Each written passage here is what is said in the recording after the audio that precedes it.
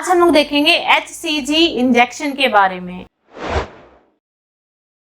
Hello everyone, welcome to my YouTube channel. आज हम लोग देखेंगे HCG इंजेक्शन किस काम आता है और HCG इंजेक्शन लगाने के कितने दिन बाद इनफर्टिलिटी वाली जो वुमेन्स होती हैं उनको प्रेगनेंसी कंसीव हो सकता है, कितने दिन बाद माँ बन सकते हैं HCG इंजेक्शन लगवाने के बाद में।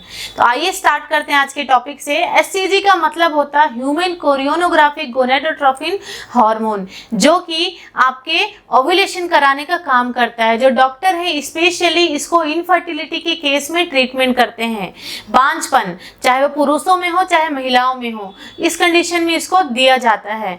दो इंजेक्शन जो है वो इनफर्टिलिटी के ट्रीटमेंट में काम आता है, चाहे वो पुरुष हो या महिला हो। और ओव्यूलेशन इंड्यूस कराने के लिए, ओव्यूलेशन मतलब हमारा जो अंडाशय से जो अंडा निकलता है, जो एग होता है, जब वो ओव्यूलेशन होगा तभी जाके हमको पीरियड्स भी होते हैं।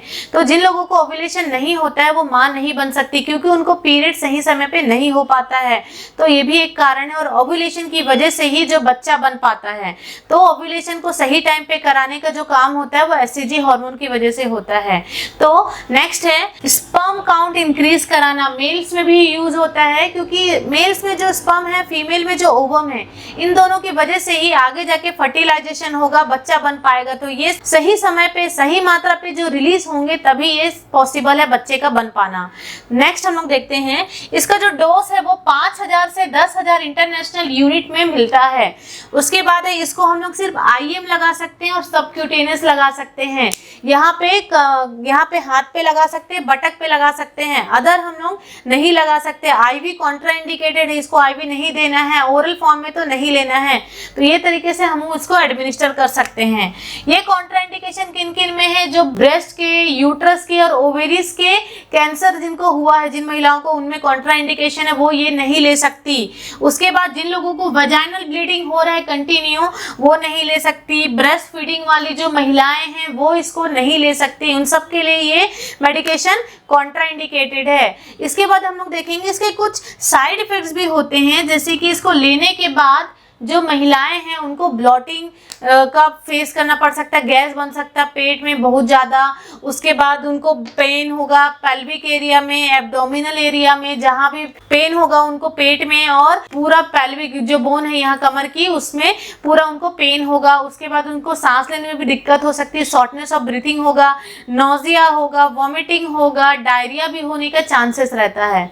और एक मोस्ट कॉमन कॉम्प्लिकेशन है जो मेल्स है, मेल्स में उनको गायनिकोमेस्टिया देखने को मिल सकता है, मतलब मेल्स के ब्रेस्ट एनलार्ज हो सकते हैं।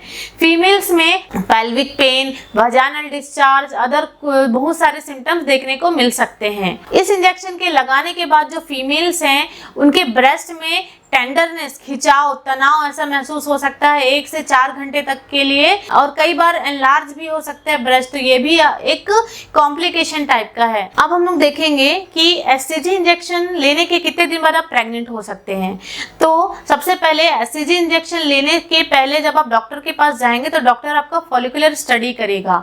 फॉलिकुलर स्टडी मतलब आपके जो फॉलिकल्स होते हैं एग के अंदर में, एग क्या होता है, ओवम से रिलीज होता है ओवुलेशन के समय में। तो ओवुलेशन के समय में जब एग रिलीज हो रहा है तो उस फॉलिकल्स का स्टडी करते हैं वो मैच्योर है कि नहीं। अगर फॉलिकल्स आपका 18 mm से बड़ा है तभी आपको डॉक्टर उस समय HCG इंजेक्शन देते हैं।